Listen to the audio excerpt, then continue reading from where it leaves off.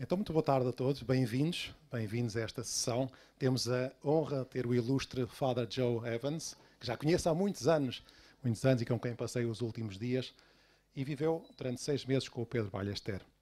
E porquê é que nós quisemos apresentar este livro aqui? Em primeiro lugar, porque eu li o livro e fiquei encantado com a figura dele. Eu gostei imenso de uma cena dele, eu vou contar, não sei se ias contar essa, porque às vezes, aqui sobretudo os rapazes, às vezes são uns totós e não fazem apostolado. E elas também.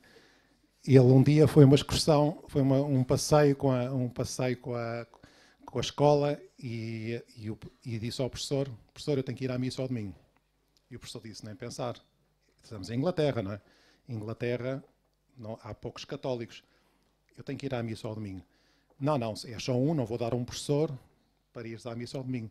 Está bem, e ele foi, convidou todos os da turma para ir à missa, e juntou-se num grupo bastante numeroso para ir à missa ao domingo, e o professor disse, então pronto, leve-os à missa. Portanto, ele teve.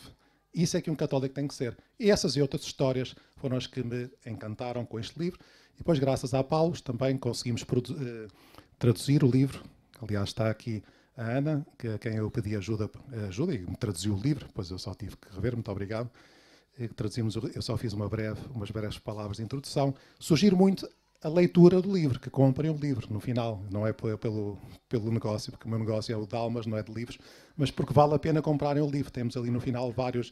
O editor da Paus deve estar a chegar, virá aí também, mas não interessa, já começamos entretanto. Convidei para apresentar o Father Joe, o engenheiro, doutor, José Reis, que é o diretor aqui da residência de Montes Claros, aqui ao lado, que é numerário como o Pedro Ballester, que é Pedro, mas devia ser Peter, porque nasceu em Inglaterra. Devia, os pais é que são ingleses, mas isso já explicará.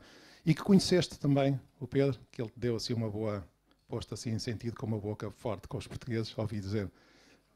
E faz-te bem. E, portanto, já contarás alguma coisa e apresentas o Father Joe. Tá bem? Muito obrigado por ter vindo de Inglaterra para Portugal, mas o Father e aprendeu português nestes dias, só para dar esta ação. Há ali um lugar à frente, tem que estar tudo cheio aqui à frente, um lugar à frente e outro ali, faz favor, 2 pessoas, está bem?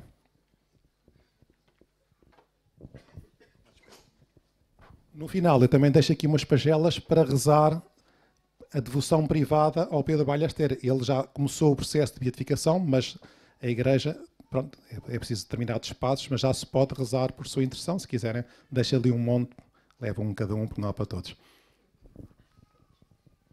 Então, só agradecer ao Padre Miguel o convite para falar um bocadinho do Pedro e para apresentar o Father Joe. Eu não sei se o Padre Miguel mediu bem o risco, que eu falo imenso, portanto, se eu tiver a demorar muito, interrompam-me. Mas, de facto, tive a sorte de conhecer as 2 pessoas importantes para esta conferência, o Father Joe, mas também o Pedro, no ano que vivi em Inglaterra. E em relação ao Pedro, vou falar um pouco, porque está cá o Father Joe, para falar sobre o Pedro, mas dizer que o tempo que gastei com ele, era uma pessoa bastante normal nas circunstâncias em que vivia. Portanto, eu não gostava de chamar a atenção. O comentário que o Padre Miguel fazia tem a ver com a primeira vez que eu conheci, foi na mesa do pequeno almoço, e nós tínhamos acabado de ser campeões do Euro 2016, e o tema foi para isso, que nós não merecíamos ser campeões de coisa nenhuma, e ele, espanhol, estava a defender essa causa que Portugal não merecia. E discutimos, e não houve problema nenhum. Eu não me percebi, eu sabia que havia um numerário que estava em Inglaterra, que estava doente, e na discussão, que não foi acesa, eu não me percebi que ele era o tal numerário que andava doente e que era preciso estar preocupado, que estava sempre com dores, era importante rezar por ele. Portanto, ele era muito discreto com o seu sofrimento, com a doença, não gostava de chamar a atenção. E portanto, também era fácil estar com ele de forma habitual e num ambiente normal, sem estarmos a pensar que está doente. Depois fizemos retiros juntos e aí, de facto, dava para perceber que ia tendo algumas dores e teve que sair a meio do retiro porque teve que ir para o hospital para fazer mais tratamentos e passámos o Natal juntos e isso também foi um episódio divertido. Isto tem algum contexto que nós éramos miúdos de 20 e poucos anos, agora não somos muito mais velhos, mas não há problema. E já não sei porquê, estávamos a passear por Londres, era dia 26, e queríamos entrar na loja da M&M's. Não percebo porquê, quer dizer, acho que a explicação é óbvia, mas estava uma fila enorme e nós pensámos, vamos usar a carta de que temos o Pedro connosco, está doente, está de muletas, portanto vamos passar a fila toda. E fomos fazendo isto sem lhe dizer explicitamente, não é? Porque já sabíamos a resposta que teríamos da parte dele. Então vamos uma fila enorme, vamos avançando, paulatinamente, para a entrada, vendo a fila, e as pessoas olharem para nós, mas vem uma pessoa de muletas e ninguém estranha.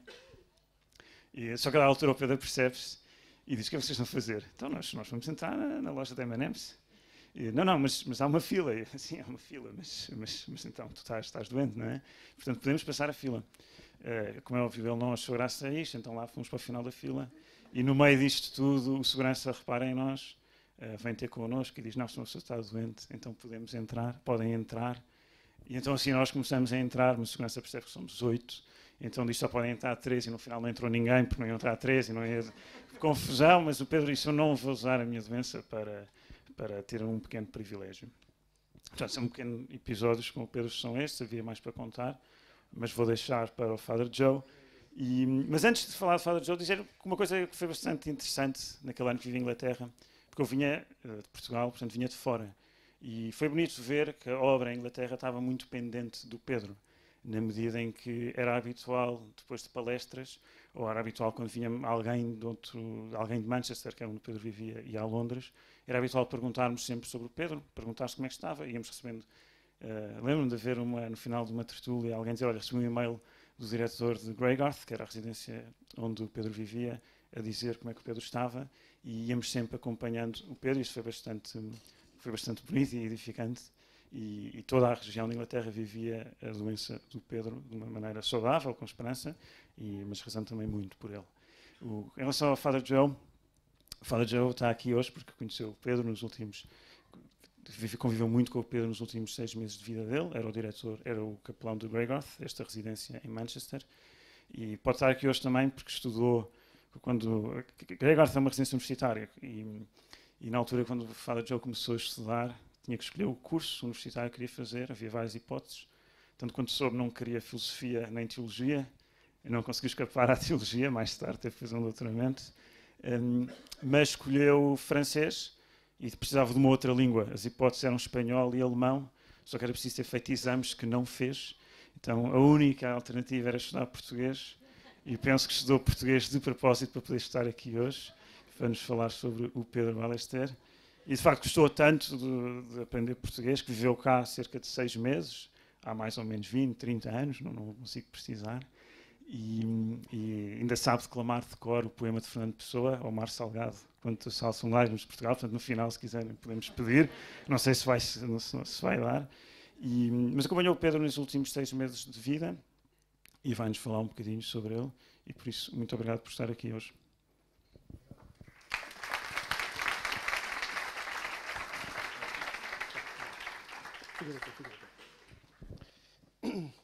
Estou muito contente de estar aqui, realmente encantado, porque tenho muito amor por Portugal. Foi para mim uma graça enorme ter estudado português. Como dizia Zé, ao início escolhi português porque era uma opção, mas o que ele não disse é que gostei tanto, que mudei a minha carreira, a minha licenciatura, para dar igual importância ao francês e ao português. E foi para mim todo um descobrimento, não? De uma grande literatura, de uma grande cultura, grandes poetas, Camões, Cesário Verde, todos, não? Fernando Pessoa, grandes historiadores, Fernão Lopes e mais. Uma cultura fantástica, uma comida muito boa, bom vinho, um clima um pouco melhor que Inglaterra, mas mais que nada, gente bonita, gente com tanto coração, pessoas com calor humano, generoso, simples, caloroso. E começou um pouco uma relação de amor com Portugal, que estes dias, como disse a uma de vocês, que não estou somente matando saudades, estou as massacrando. Estou tão feliz de estar aqui. Bem, eu não escrevi este livro muito bom. O escrevi o Father George Boronato, um sacerdote espanhol na minha região, do Opus Dei, em Inglaterra. Esta apresentação, por isso, não é sobre mim, não é sobre as minhas ideias, é sobre Pedro. Vou falar do Pedro. Mas, acima de tudo, vou falar de Jesus Cristo. porque a vida de Pedro somente tem sentido porque ele chegou a amar Jesus Cristo e a partilhar a cruz de Cristo através da sua experiência do sofrimento, o seu cancro. Eu, pessoalmente, acredito firmemente que o Pedro poderá um dia ser declarado santo. Digo isto com base a estes meses, especialmente estes 6 meses. Vou explicar um pouco o meu contacto com Pedro em um momento, mas digo isto especialmente com base em meus 6 meses de vida compartilhado com Pedro. E talvez, sobretudo, pelos frutos que estou a ver depois da sua morte. Como disse o nosso Senhor, pelos seus frutos os conhecerás. Estou a ver tantas pessoas inspiradas pela vida de Pedro e que estão a procurar a sua intercessão na oração. Estou a ver a eficácia desta oração. Podem vir ao website, à página web do Pedro, e verão muitos favores atribuídos pela intercessão do Pedro. E eu conheço muitas pessoas que rezam a Pedro, que pedem a intercessão de Pedro. E esta intercessão tem poder, tem efeito.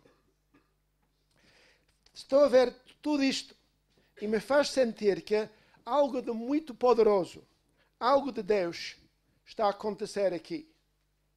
Como disse o Padre Miguel, o importante é o julgamento da igreja.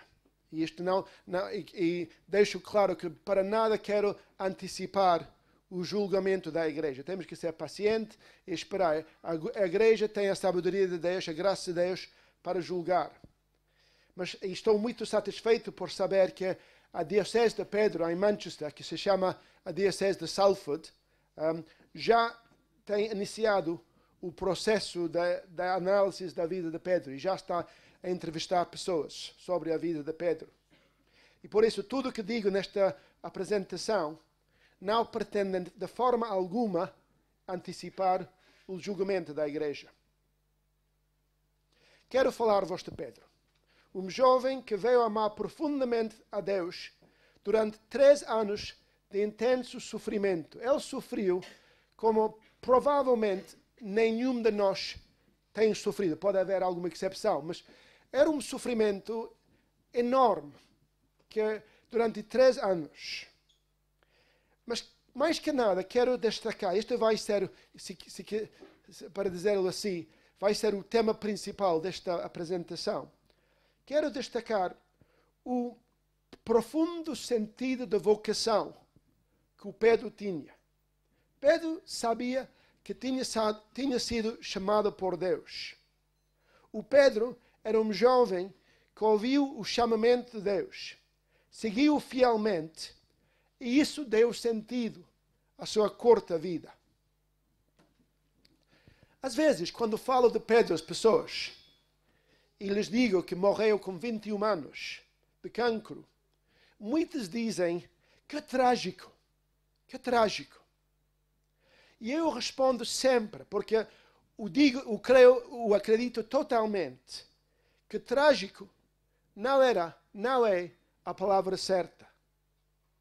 Talvez se possa dizer triste, mas no fim de contas, quando se olha para trás, quando se vê o quadro completo da vida de Pedro, não há nada de verdadeiramente triste na vida de Pedro. Os 21 anos de Pedro foram vividos plenamente. Ele viveu uma vida completa.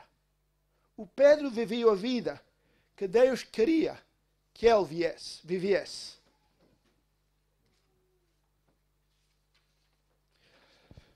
Começo falando um pouco da minha relação com Pedro. Conheci a Pedro durante alguns anos antes da sua morte, mas ao início com contactos esporádicos. Mas conheci-o especialmente, sobretudo, durante os últimos 6 meses da sua vida. Isto foi para mim uma grande benção, uma das maiores benções da minha vida, como vou explicar. Eu ainda sou, em certo sentido, jornalista e gosto de escrever, e cada vez que vou ao centro do Opus Dei, é normal num centro de Opus Dei ter um diário como uma coisa histórica. E cada vez que estou no centro, sempre é assim, sempre escrevo o diário do centro. Sempre é o encargo que tenho. E, claro, por isso, em Gregaf, na residência de Manchester, onde vivia Pedro e onde eu fui a viver, eu escrevia o diário do centro. E depois de ler este livro do Father George, e de reler as entradas do diário, e depois de ler o livro, e depois disso, de reler as entradas do diário que escrevi, penso de que muito do que foi dito no livro foi retirado do diário. Não disto com orgulho, mas sempre penso que é um fato. Por exemplo, estas duas cenas que eu agora vou relatar agora. O livro escreve muito bem estes dois episódios. Vou ler. Um dia, o irmão Javier, um dos irmãos de Pedro já estava muito doente neste momento. Um dia, o irmão Javier, com lágrimas nos olhos, dizia a Pedro, que não era justo que fosse ele a passar por aquilo. Por que Deus pagava a sua generosidade com tanto sofrimento e uma morte prematura? Pedro compreendeu o sofrimento do irmão. O sofrimento do irmão. Abraçou-o e disse-lhe, depois de tudo o que vi nestes 3 anos, depois de tantas conversões e de ter aproximado tantas pessoas de Deus, voltaria a passar por tudo isto novamente, sem pensar 2 vezes. Vale a pena. Também sei que Pedro disse uma coisa muito parecida ao seu pai, porque o pai disse-nos. Outro episódio, o segundo episódio que quero relatar, que o livro descreve, é que quando Pedro, um mês antes da sua morte, depois de 3 anos de sofrimento intenso, falou com vários jovens membros do Opus Dei, convidou-os a falar um por um com ele. E um, que se chama Tom, entrou para falar com ele. E o Pedro fazia perguntas, e em um certo momento perguntou, estás feliz? E o Tom respondeu, sim. E depois, típica jovem, não sabia o que dizer, estava um pouco embaraçado, um pouco nervoso, patoso, disse, e tu? Que não é talvez não é a melhor pergunta para fazer a uma pessoa que está a ponto de morrer. Não?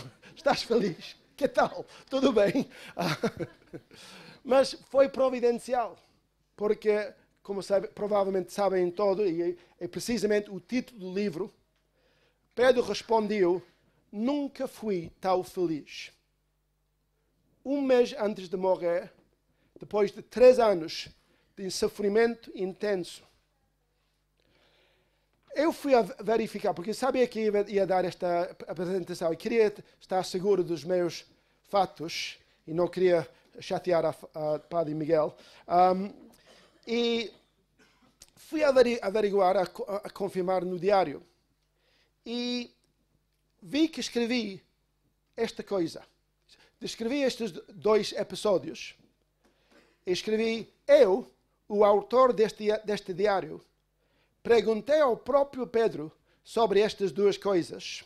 O episódio do voltaria a passar por tudo isto e o nunca fui tão feliz. Perguntei ao próprio Pedro sobre estas 2 coisas. E o Pedro simplesmente confirmou que ambas eram verdadeiras. Isto são fatos reais, não são coisas inventadas.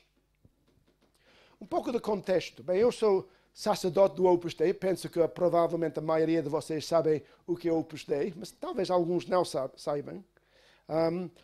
E Pedro era um membro leigo, numerário, celibatário. Os membros que se dedicam ao celibato. Não somos muitos no Opus Dei, por isso conhecemos nós todos. Conheci o Pedro quando eu estava trabalhando no Conselho Regional do Opus Dei para a Grã-Bretanha e vivia em Londres.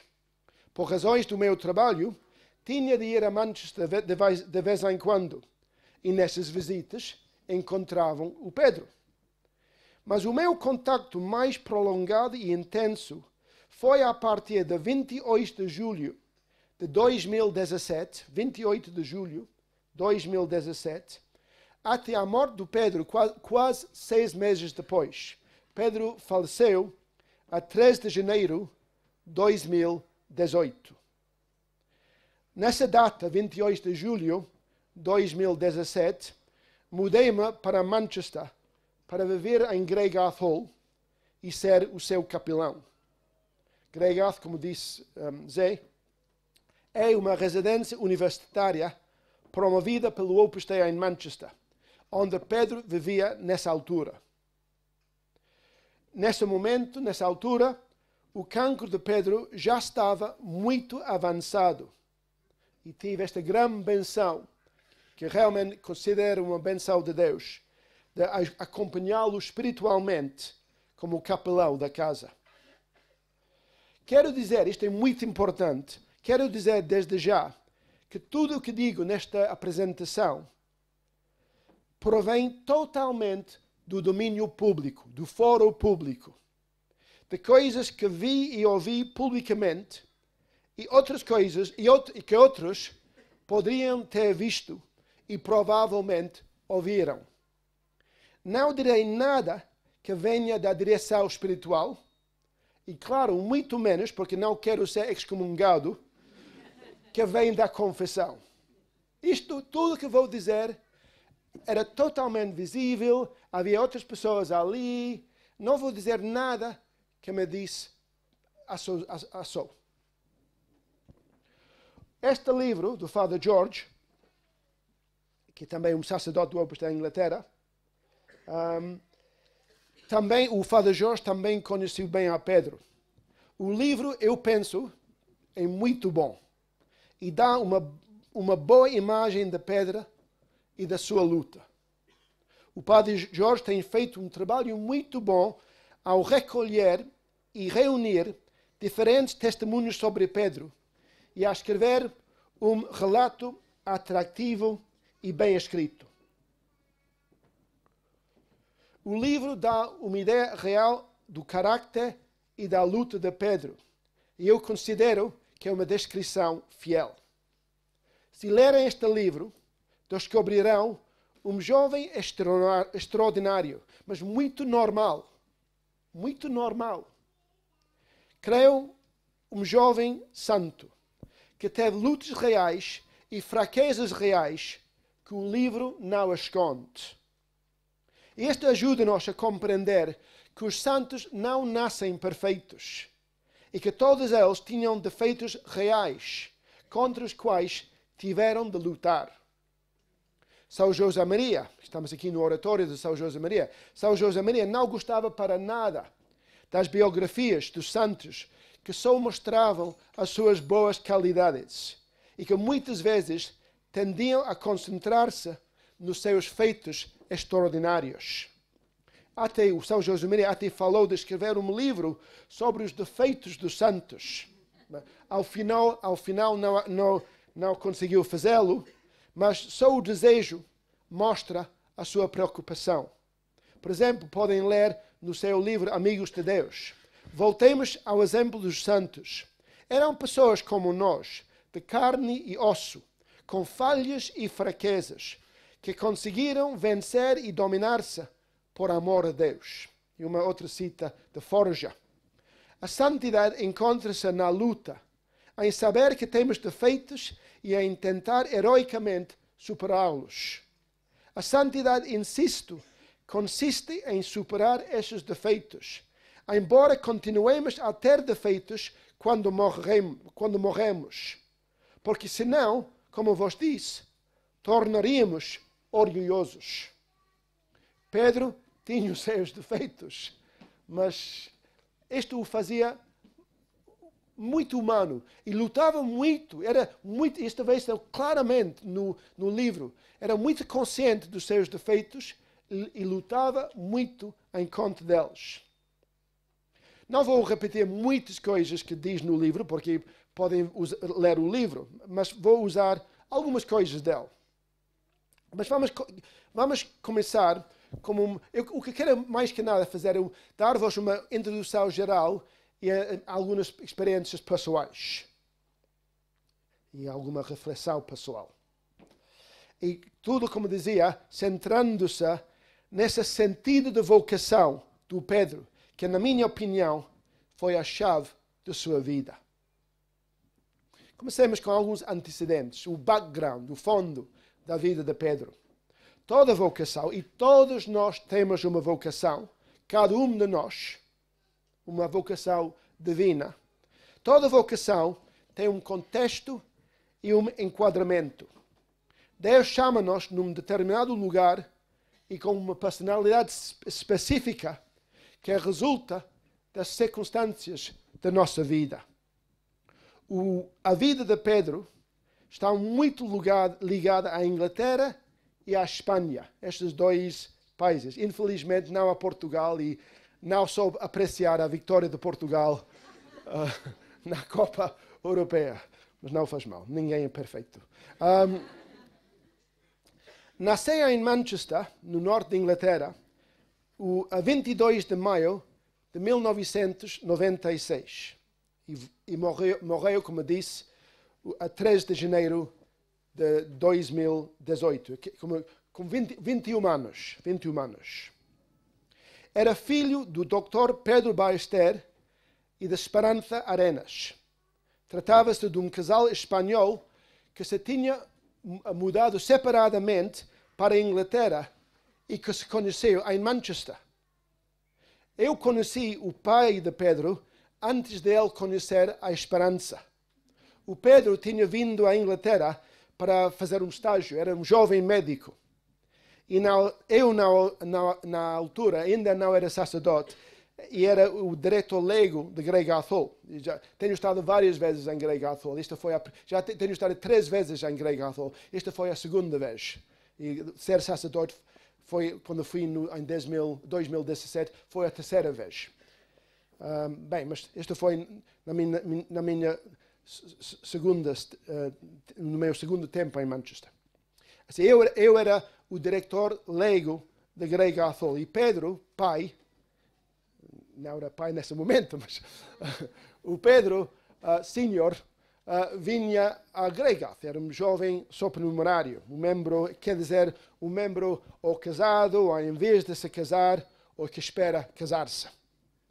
E ele falava-me de uma rapariga fantástica chamada Esperança, que tinha conhecido. Eu ouvia histórias de Esperança, que a Pedro dava-lhe muita esperança. A Esperança tinha vindo para a Inglaterra para fazer um estágio somente de um mês. Realmente Deus quis que se conheceram. Somente para um mês numa empresa na zona de Manchester, pois estava a estudar gestão de empresas na Universidade de Sevilha. Bem, conheceram-se, o amor floresceu e casaram-se em 1995. Esperança também era uma supernumerária, um membro casado do Opus Dei. O jovem Pedro, o nosso Pedro, nasceu um pouco mais de um ano depois e foi chamado Pedro como o pai. De fato, há uma tradição na família de passar o nome ao filho maior. Há toda uma linha de Pedros. Okay? E por isso, o Pedro Júnior estava chamado Pedrito, para evitar confusões. E ainda hoje em dia, há vários que o chamam de Pedrito. Depois seguiram 2 mais rapazes, Carlos e Javier. Eu estou muito contente de que em Portugal não se usa Pedrito. Embora saiba que poderiam dizer Pedrinho. Mas acho que Pedro é perfeitamente adequado. Chamar Pedro Pedrito ou Pedrinho faz com que ele pareça um rapazinho imaturo. E Pedro não era nada imaturo. Foi uma das pessoas mais maturas que tenho conhecido na minha vida. O Pedro não era Pedrinho, era Pedro. E agora, cada vez que, a partir de agora, cada vez que digo Pedro, é sempre o nosso Pedro, não o pai. Inicialmente, a família vivia em Manchester. E Pedro passou os seus primeiros 8 anos nessa cidade, num subúrbio chamado Didsbury. Depois, por razões do trabalho do pai, mudaram-se para outra cidade chamada Harrogate, a cerca de 60 milhas, mais ou menos 100 quilómetros de Manchester, no condado de Yorkshire. Vamos falar de Yorkshire num momento, isto tem importância. Mais ou menos cerca de 5 anos depois, quando Pedro tinha 3 anos, mudaram-se para Huddersfield, outra cidade de Yorkshire, mas um pouco mais perto de Manchester, a cerca de 50 milhas, 80 quilómetros de distância. Digo isto porque tudo isto nos diz algo sobre o caráter de Pedro. Pedro tinha uma mistura maravilhosa de inglês e espanhol. E isto notava-se muito. E não apenas inglês e espanhol, mas inglês do norte da Inglaterra e espanhol do sul de Espanha. E não sei que também em Portugal a diferença norte-sul tem muita importância. Não? As pessoas do norte sabem que são superiores às pessoas do sul. As pessoas do sul pensam que os do norte são uns bárbaros. Bem, um pouco igual à Inglaterra. As pessoas do sul pensam que os dos norte são alguns bárbaros totalmente primitivos. E as pessoas do norte pensam que os do sul são muito moles, brandos. Falam de Southern Softies, pessoas muito mole, muito fraquinhos, não? Eu era um Southern Softie, um fraquinho do sul, que vivia no norte e gostava muito. E penso que me aceitaram, finalmente. E Pedro tinha muito do caráter do norte, de Manchester, especialmente de Yorkshire. Manchester é uma cidade industrial que tem como emblema as abelhas. Por outras palavras, celebra o trabalho árduo com a ideia de estar tão ocupado como uma abelha. Isto é muito importante. Em Manchester trabalhamos muito e tem que se trabalhar. Nada de sentimentalismo, trabalhar. Em outras palavras, Manchester celebrava o trabalho árduo, está tão ocupado como uma abelha. O norte da Inglaterra, como você já disse, orgulha-se de não ser moles, de ser pessoas, nada de sentimentalismos. Os ingleses do norte não têm papas na língua. E isto pode dizer-se especialmente dos habitantes de Yorkshire. Incluso dentro das pessoas da Inglaterra, e dá-se conta que Pedro esteve mais ou menos 10 anos em Yorkshire, na sua infância, nesse tempo que influi tanto nas vidas das pessoas. Os de Yorkshire são famosos por não serem nada sentimentais. E isso via-se no Pedro. Um de seus lemas frequentes era no fuss. No fuss. Fuss é agitação excessiva, alarido, atenção, muita atenção, dar demasiada importância às coisas, mimá-lo, cuidá-lo demasiado. E por isso, com Pedro era preciso ter um pouco cuidado. Cuidá-lo muito, mas não sempre de um modo que se notasse. Porque ele não gostava, não faz. Nada de exagerar. Isto foi muito engraçado, porque a sua mãe, como já disse, é da Andalucia, é uma santa, é uma mulher maravilhosa. Mas é todo o coração. É todo sentimental. É a mãe. E quando uma mãe vê o filho sofrer, claro, a mãe quer derramar amor, carinho, atenções. Estava muito, muito maternal. E várias vezes, tenho visto com os meus próprios olhos, várias vezes, quando Pedro estava muito mal, a mãe tentava acariciar o seu braço. O Pedro sempre retirava o braço. Não faz. Nada de faz. Isto era Pedro. Ela amava muito a mãe, mas tinha esse lado Yorkshire. E também é bom saber, ela era ia na sua doença, ia de 18 a 21 anos. Quer dizer, saía da adolescência. Isto é importante reconhecer também.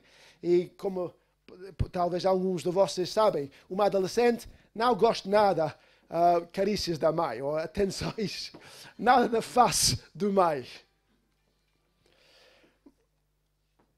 Mas o que também se vê no livro, está muito bem descrito, e é totalmente verdade, porque também vi com os meus próprios olhos, é que Pedro chorou em várias ocasiões. Não gostava do sentimentalismo, mas tinha muito coração, e amava muito as pessoas. Tinha um coração enorme e era profundamente humano. E as coisas que fariam chorar qualquer pessoa de coração grande faziam-no chorar. E recordemos que Jesus chorou várias vezes. Portanto, se o homem perfeito chora, é bom que também nós choremos. Esta é uma importante lição para nós, os homens. É bom saber chorar. O Pedro chorou quando se apercebeu da seriedade das suas limitações físicas. Quando se apercebeu de que já não podia andar, nem sair do quarto, nem fazer as coisas que qualquer jovem da sua idade podia fazer. Chorou quando se apercebeu que nunca mais voltaria a ver alguém que amava. Esta pessoa ia-se embora e ele sabia que era a última vez que ia ver esta pessoa. E ele chorou. E Pedro amava, como disse, amava muitas pessoas.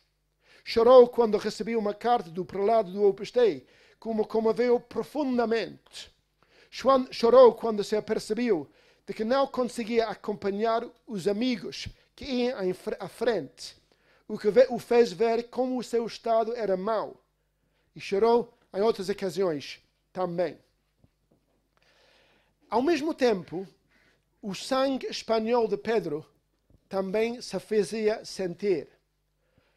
O fato de ter nascido e crescido no seio de uma família espanhola, onde se falava habitualmente espanhol em casa.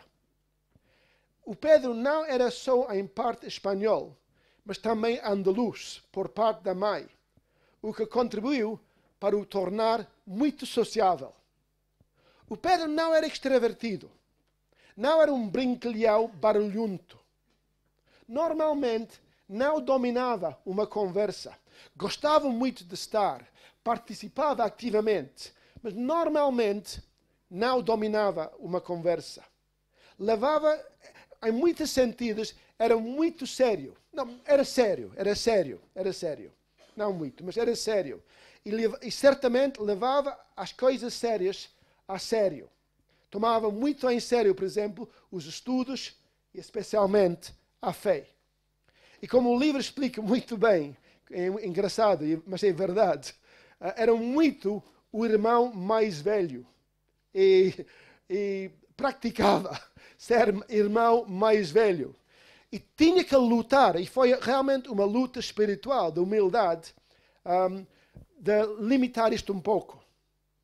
De não ser demasiado mandão, porque ao menos com seus irmãos podia ser um pouco mandão. Há vários exemplos engraçados de como mandava com os seus irmãos e tentava mandar.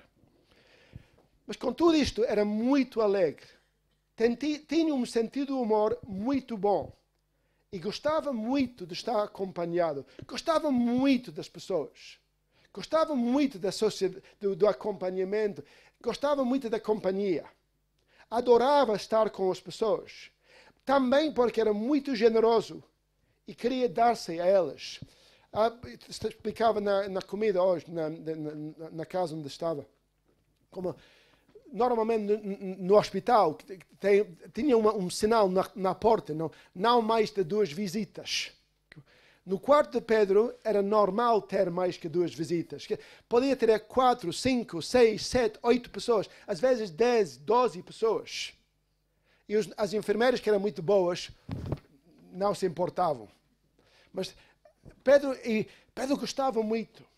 E dava-se muito. Por exemplo, quando tinha muita dor, às vezes não tomava analgésico. Porque o analgésico, o painkiller, o dava sono. E ele não gostava nada, não dar-se às outras pessoas. Ficava muito doído, por exemplo, quando alguém vinha e ele estava e tinha que ir-se embora porque ele estava dormido e não pode falar com esta pessoa. Isto doía muito. Ele queria dar-se às pessoas. E como eu dizia, às vezes não tomava analgésico, com muita dor, que tinha muita dor, mas não tomava analgésico, precisamente para estar atento e dar-se às pessoas. Vamos falar um pouco do sentido de vocação de Pedro. E quero señalar especialmente como era forte o seu sentido de vocação. O Pedro sabia que tinha sido chamado por Deus para uma vocação celibatária no Opus Dei. Como disse, era um membro numerário. Como provavelmente sabem, a maior parte dos membros do Opus Dei são casados ou poderiam sê-lo.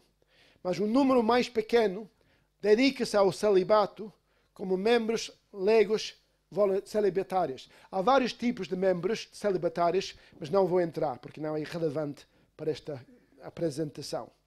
Também, dos numerários associados, saem os sacerdotes do Opus Dei, como eu, o padre Miguel, por exemplo, o padre Pedro ao fundo e vários padres daqui. Mas também há isto também não vou falar disso, mas há uma associação para sacerdotes diocesanos que querem entrar no Opus Dei, mas isto seria outro tema. Pedro sentiu-se chamado a ser membro numerário do Opus Dei, membro celibatário do Opus Dei. Mas foi preciso discernimento e não foi uma decisão fácil para ele. De fato, e o livro explica isto muito bem, a sua preferência pessoal era casar-se. E eu diria que isto normalmente é o caso para pessoas que são chamadas ao celibato. É uma coisa muito boa. Revela uma psicologia saudável. Uma boa pessoa celibatária não é alguém que tem medo do casamento ou que não quer o incômodo das crianças. Um bom celibatário é alguém que está disposto a sacrificar o amor conjugal e não ter os seus próprios filhos por um amor maior, o amor de Jesus Cristo, e por uma maior paternidade ou maternidade espiritual. Claro, tanto o matrimônio como o celibato são grandes vocações. E a única coisa que importa é que façamos a vontade de Deus. A vontade, esta vocação que tem para cada um de nós Deus. Isso é que nos fará felizes. Discernir e cumprir e ser fiel à vocação que Deus nos tem dado. E esta foi a vida de Pedro. Pedro tinha um sentido muito forte da vocação. O padre Jorge explica no seu livro como Pedro, quando não sabia o que era a sua vocação, agora cito o livro, falava disso diariamente com Deus na sua oração e manifestava sempre a sua disponibilidade. Dizia-lhe que estava pronto para tudo, que se Deus lhe pedisse para ser sacerdote, assim faria. E com sentido de humor dizia ao Padre George, no entanto, também digo a Deus que se quiser seguir o meu conselho, penso que daria um ótimo supernumerário. O Padre George continua, Deus é um pai exigente. Nunca pede mais do que aquilo que podemos dar, mas nunca pede menos. Pedro comentou uma vez, isto vem do livro, sei que tenho esta inclinação natural para constituir uma família, porque sou muito normal e tenho o coração jovem. O celibato não é para pessoas que não querem casar-se, é para pessoas que discernem um amor maior, uma paternidade, uma maternidade maior. A atitude de Pedro foi totalmente correta.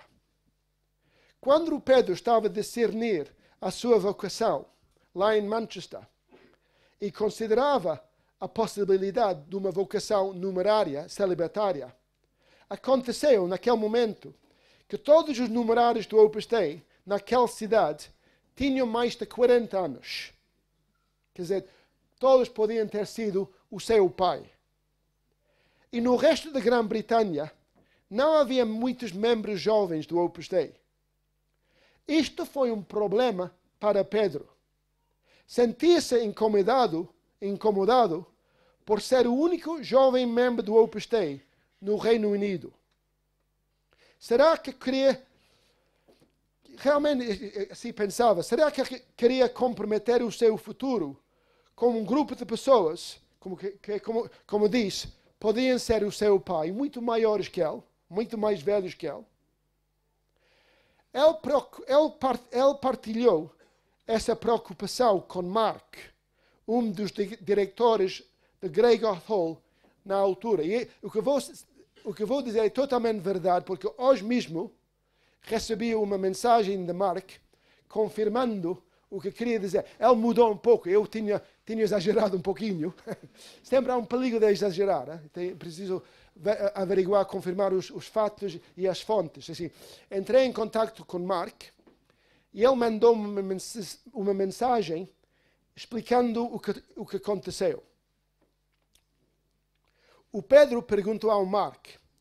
Claro, o Mark disse também, são palavras mais ou menos. Isso faz 10 anos, o que seja, mas mais ou menos foi assim. O Pedro perguntou ao Mark: se eu entrar para a obra, para o Opus Dei, poderei ir para a Espanha? Mark explica: diz isto porque se percebeu de que seria o único numerário jovem em Inglaterra e gostava muito de estar com outras pessoas da obra e da sua idade. Mark disse algo deste género: na obra, nós, numerários, vamos para onde o prelado do Opus Dei, nos pede. Achas que te vai pedir para ir para a Espanha? O Pedro respondeu: provavelmente não. Mas com isso, algumas semanas depois, entrou no Opus Dei como numerário. Percebeu que ia ficar sozinho, mas estava disposto a fazer o sacrifício. Percebeu também que se entrasse para o Opus Dei, seria mais fácil que outros jovens o seguissem. E de fato, isto aconteceu. Alguns outros jovens tornaram-se numerários na Grã-Bretanha depois de Pedro. Com a sua generosidade, Pedro abriu um caminho que outros seguiram. Pode-se ler no livro que Pedro teve de lutar no domínio na área da pureza como qualquer outro jovem da sua idade. Tinha as atrações normais de um jovem, no seu caso, um jovem homem. Sentia atração normal para as mulheres. Mas o que eu vi, e insisto, repito, que tudo isto vem do foro externo, do foro público. O que eu vi e que todos viram, que Pedro lutou como homem que sabia que tinha sido chamado por Deus e queria seguir esta chamada. O celibato para ele não era um fardo, era a sua forma de seguir a Cristo, como os 12 apóstolos que seguiam Jesus para onde quer que ele fosse, a Israel. Pedro seguiu Cristo, primeiro como um jovem e saudável estudante, e depois seguiu a partir da sua cama de doente. Pedro seguiu Cristo, andou com Cristo, quando já não podia andar, quando suas pernas pareciam pernas de elefante, e não estou a exagerar. Estas pernas de Pedro eram horrorosas, e os pés ainda piores. Quando tinha Pedro, por ser tão inchados, quando Pedro já não podia caminhar, quando tinha pernas inchadas como elefantes, na sua cama, Pedro seguiu Cristo, andou com Cristo. E para Pedro, seguir Cristo era também partilhar Cristo com os outros. As duas coisas andavam totalmente juntos. Seguir Cristo e partilhar Cristo com os outros. uma das coisas que mais me espantou de Pedro foi a naturalidade com que falava de Cristo. No livro, vê-se por vezes que Pedro tinha de se esforçar. Sentia às vezes que tinha sido um pouco cobarde e que não tinha falado de Jesus quando podia. E isto vem de Pedro dizer isto, e há várias anotações no seu diário. Ele escreveu um diário pessoal e várias vezes anota no seu diário que tenho sido um pouco cobarde, que não tenho falado com suficiente clareza de Cristo. E tá bom, se ele escreveu isto, acredito. Mas o que eu vi é que Pedro falava de Cristo com muita naturalidade. Realmente amava Cristo e não tinha medo de falar de Cristo, porque era sempre uma pessoa completa. O Pedro, nunca houve uma versão diluída de Pedro. Quando estavas com Pedro, sempre recebias o Pedro completo.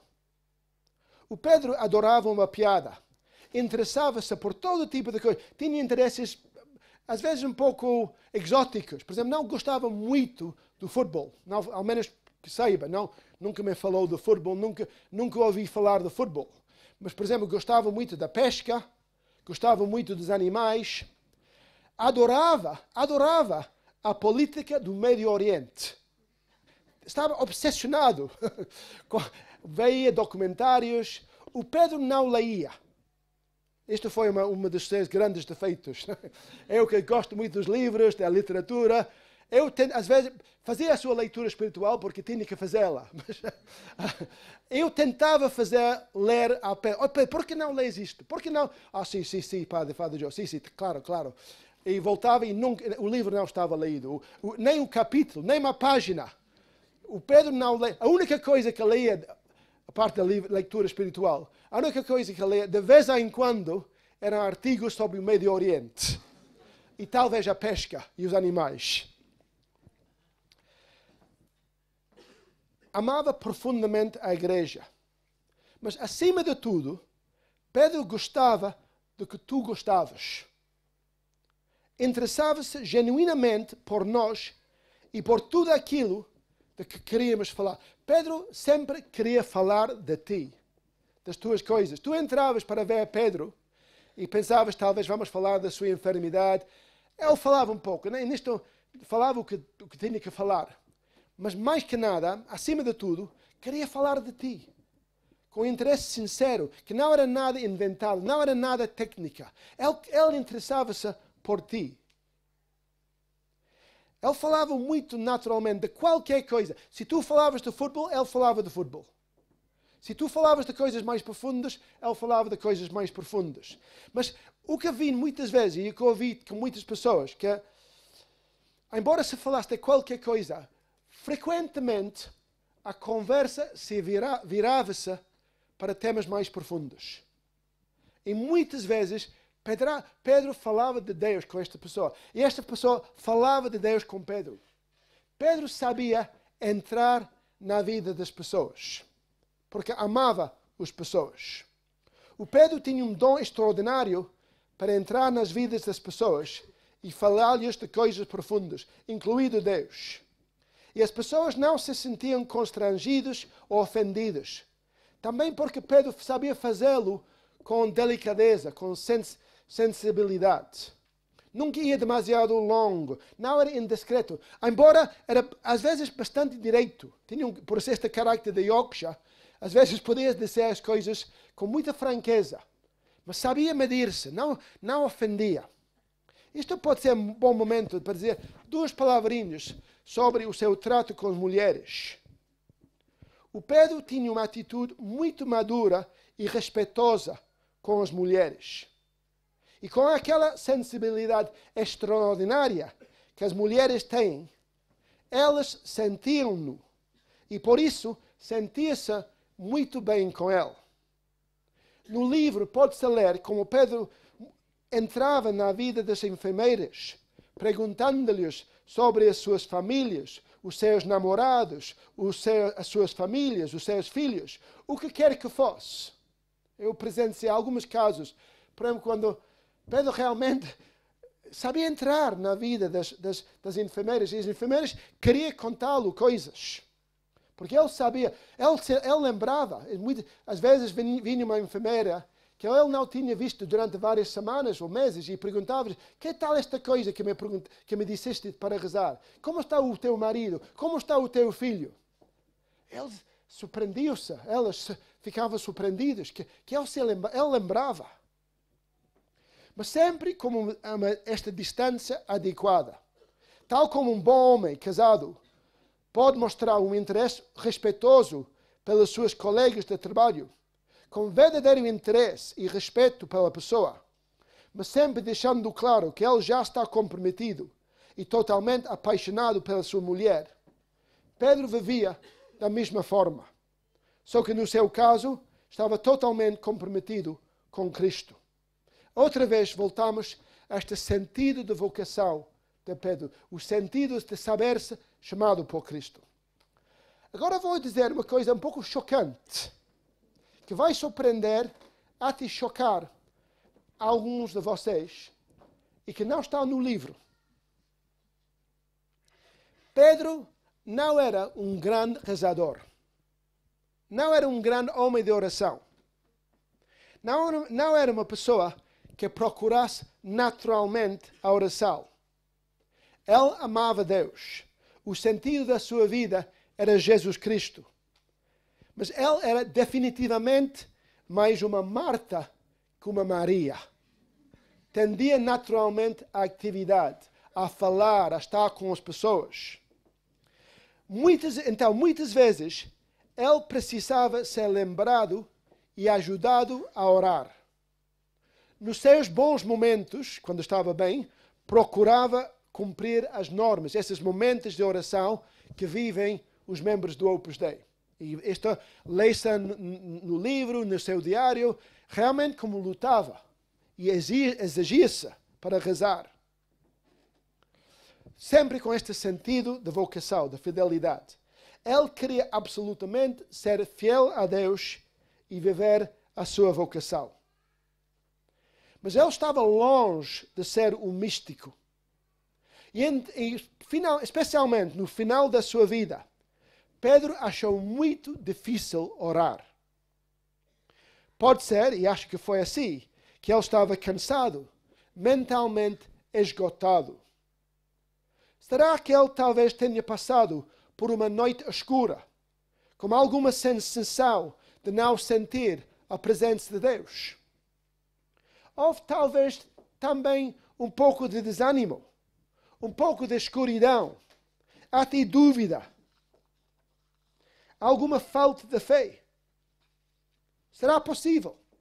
Pode ser. Lembremos-nos que São João Batista, na sua prisão por Herodes, possivelmente passou por algo semelhante. E por isso enviou discípulos a Jesus para lhe perguntar: és tu aquele que há de vir, ou devemos esperar outro? E vários santos, antes de morrerem, sentiram tentações de dúvida e desespero, como uma espécie de prova espiritual que Deus permite. Seja qual for a causa, muitas vezes Pedro nem sempre queria orar. Às vezes ele descuidou o seu tempo de oração, porque talvez estava conversando com as pessoas ou vendo um filme com elas. Também acho que a conversa e o filme o distraíram da sua dor, que era constante e só foi controlada quase no final da sua vida. Mas é interessante, este foi também o momento em que ele parecia ter mais dificuldades para orar. E possivelmente, ainda mais surpreendente, até chocante, preparam-se para ser chocados, foi que às vezes ele não queria receber a Sagrada Comunhão. Às vezes, eu ia até ele e dizia: Pedro, gostarias de receber a comunhão agora? E ele diria: mais tarde. Tá bom, nenhum problema. Eu ia mais tarde e dizia, Pedro, queres comunhão agora? E ele dizia, mais tarde. E às vezes, com um pouco de gentil perseverança da minha parte, conseguia dar-lhe a comunhão no final do dia. E algumas vezes nem consegui isto. O que é que vocês acham? Vocês esperam isto de um santo? Provavelmente não. Seguro que um santo que se aproxima da morte deveria querer receber ainda mais Jesus Cristo. Isto significa que Pedro não é santo? Possivelmente. Estamos esperando o julgamento da igreja. Pessoalmente, eu não creio que isto signifique isso. Se eu achasse que Pedro não deveria ser declarado santo, deixando sempre o julgamento à igreja, eu não teria aceitado. Eu não teria aceito este convite de vir aqui. Se eu pensava que Pedro não... Eu somente vim aqui para compartilhar com vocês a minha convicção pessoal que Pedro era um santo. Mas era um santo com limitações e tentações reais. Eu penso que Pedro poderia ser declarado um santo e penso que o que acabo de dizer mostra que a luta pela santidade é uma luta muito real, que também permite fraqueza e fracasso. E sempre temos que pensar que não, quando pensamos em Pedro, não estamos pensando em tu, em você e em mim. Que às vezes por capricho, por preguiça, não queremos ir à missa. Eu vou à missa sempre, porque sou sacerdote, tenho que celebrar a missa. E quero a missa.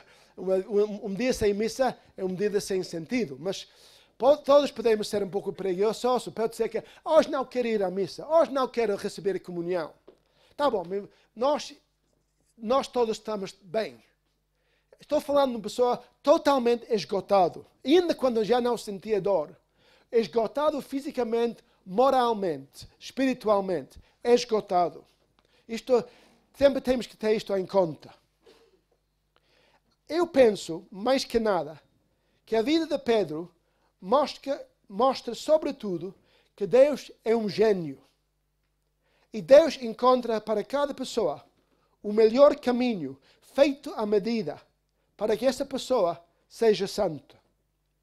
Pedro não era um rezador natural, mas amava Jesus Cristo e tinha um grande sentido da sua vocação.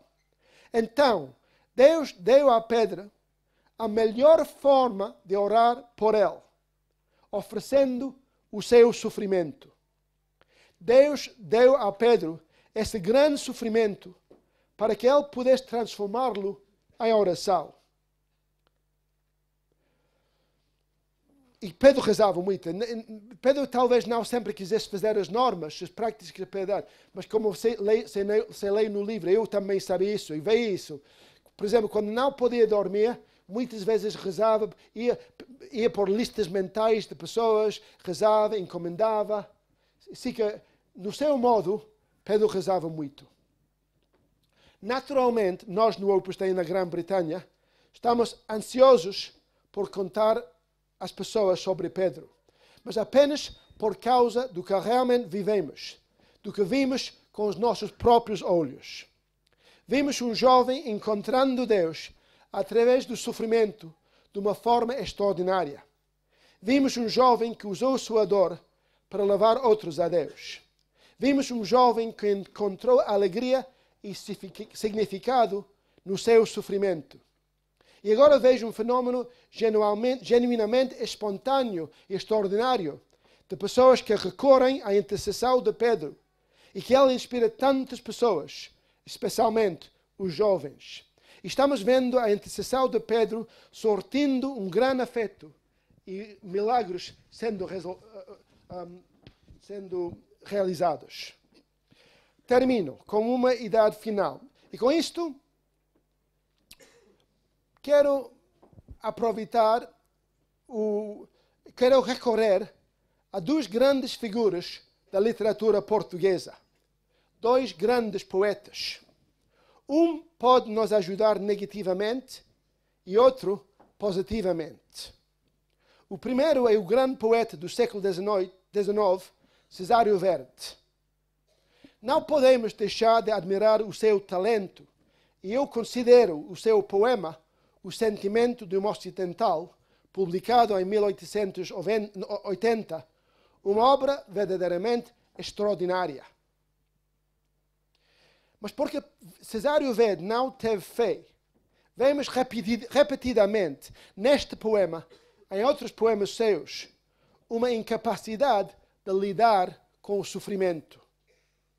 Começa este poema, O Sentimento de um Ocidental, que é como já sabem, todos sabem, é uma poderosa descrição da vida de Lisboa, descrevendo como as sombras, o bulício, o tejo, a maresia, desperta-me um desejo absurdo de sofrer.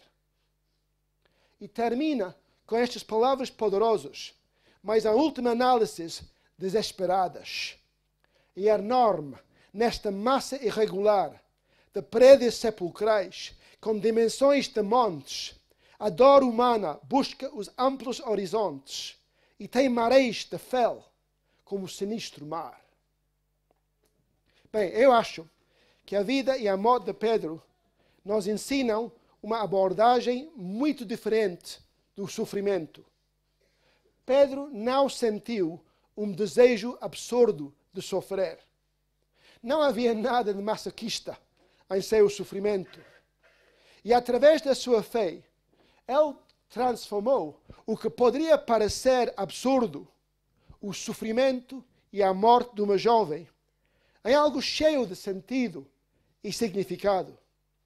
E sim, Pedro, no seu sofrimento, procurou amplos horizontes, mas de uma forma muito diferente daquela imaginada por Verde. Pedro procurou os horizontes infinitos de Deus. O seu sofrimento não foi de fel, como o sinistro mar. Ele transformou a fel, a amargura, em alegria. E o seu sofrimento derramou-se no mar infinito da paixão de Cristo, participando no sofrimento de Cristo.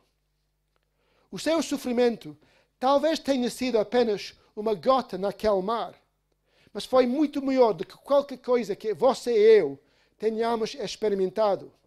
E Pedro deu a sua pequena contribuição para a obra da redenção de Cristo, como sinal de sirene, ajudando a carregar a cruz. E finalmente voltemos nós para outro poeta português, para uma abordagem mais positiva. Estou a pensar em Fernando Pessoa. E naquele poema que sei da memória, talvez, provavelmente, quase seguro, um dos maiores poemas da língua portuguesa, Mar Português. Vamos à estrofe final deste poema, que provavelmente todos sabemos de cor. E se não, que tenham vergonha. Se sabem o poema, se querem, podem recitá-lo comigo. Esta somente a estrofe final. Vale a pena, tudo vale a pena, se a alma não é pequena. Quem quer passar além do bojador, tem que passar além da dor. Deus ao mar o perigo e o abismo deu, mas nele é que espelhou o céu. Estas palavras parecem resumir de muitas maneiras o sofrimento e a morte de Pedro. Vale a pena. Foi exatamente isso que diz Pedro. Lembra-se quando disse ao seu irmão que se tinha que voltar a sofrer isto, voltaria a fazê-lo se pudesse ajudar as almas. Vale a pena. Isto foi o que aconteceu na vida de Pedro. Ele certamente sentiu isso. Estava pronto para passar por todo aquele sofrimento novamente, se isso pudesse ajudar as almas. Tudo vale a pena se a alma não é pequena. E a alma de Pedro não era pequena. Era grande. E o seu sofrimento só a tornava maior. E tal como os portugueses tiveram de ultrapassar o Cabo Bojador, local que expressava todos os seus medos, os seus terrores, para conquistar um novo mundo, Pedro foi além do seu próprio Cabo Bojador e navegou corajosamente no mar desconhecido do intenso sofrimento para descobrir o novo mundo do amor de Deus. Mas através da sua fé e da sua coragem, ele aprendeu a ir além da dor, além do sofrimento, para descobrir a alegria e, finalmente, para unir-se com Deus. Sim, ele entrou no mar do perigo, no mar da dor e da perda, e, finalmente, no abismo da morte. Mas isso o levou ao céu. Pedro encontrou verdadeiramente um reflexo do céu no seu sofrimento. Que a intercessão de Pedro nos ajude a ir além do nosso próprio Cabo Bojador e a não ter medo de navegar corajosamente no mar do sofrimento, no mar da vocação pessoal que cada um de nós tem. No mar da perda, sim, às vezes a perda, e até da morte, para encontrar neste sentido, e em última análise, o céu.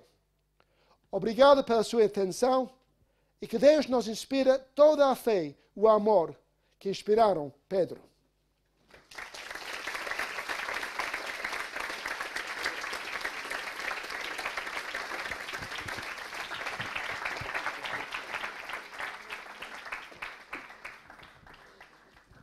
Muito obrigado, Father Joe.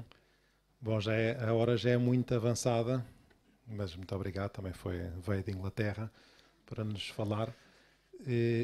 Se quiserem sair, podem sair, mas só uma ou duas perguntas, muito rápidas. Se quiserem, podem fazer. Se não, se alguém tiver assim alguma curiosidade, assim, que queira... Se não, também já estão com fome, jantar, eu vou dar uma recoleção agora também. Uma coisinha mais. Claro. Isso aqui e a vida de Pedro também me faz pensar que estava falando um pouco quando estava falando dos momentos fracos de Pedro, quando não queria rezar e às vezes não queria receber a comunhão. Muitas pessoas o ajudavam a rezar, muitas pessoas o apoiavam. E especialmente os seus pais, os seus irmãos no Opus Dei de Gregoth, também, como disse a Zé, os outros irmãos do Opus Dei, de toda a região, as mulheres do Opus Dei. A administração da Gregoth fez uns milagres. O livro explica como essas mulheres, até justo antes da morte de Pedro, essas mulheres fizeram as compras de Natal para a família de Pedro. Para que não tivessem que preocupar-se. Até os dons de Natal. Compraram os dons de Natal para a família de Pedro e pensaram em tudo. Pensaram no imaginável. Os presentes.